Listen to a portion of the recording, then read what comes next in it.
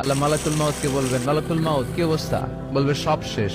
মাইয়াব্বা, কে বাকি? মালাকুল মাউত বলবে জিনেরা বাকি, যাদেরকে দেখা যায় না। আল্লাহ বলবেন জিনদেরকেও শেষ করে ফেলো, রুহু কবজ করো। মালাকুল মাউত আজরাইল জিনদের রুহু কবজ করবে। আল্লাহ এবার জিজ্ঞেস করবে, ইয়া মালাকাল মাউত আখবিরনি মাইয়াব্বা, এবার বলো আর কে বাকি? মালাকুল মাউত বলবে, আল্লাহ মানুষগুলো সব শেষ, জিনগুলাও শেষ, এবার বাকি ইবলিস শয়তান। কে বাকি? ইবলিসরেও শেষ করো, ইবলিসও শেষ। আল্লাহ আবার জিজ্ঞেস করবেন, ইয়া মালাকাল মাউতি মাইয়াব্বা, আর কে বেঁচে আছে বলো?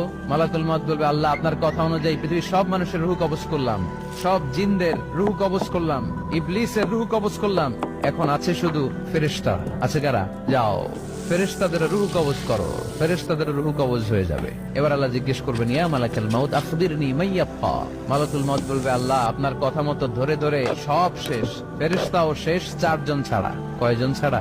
জোরে বলেন, কয়জন ছাড়া? ইসরাফিল, জিব্রাইল, মিকাইল, আজরা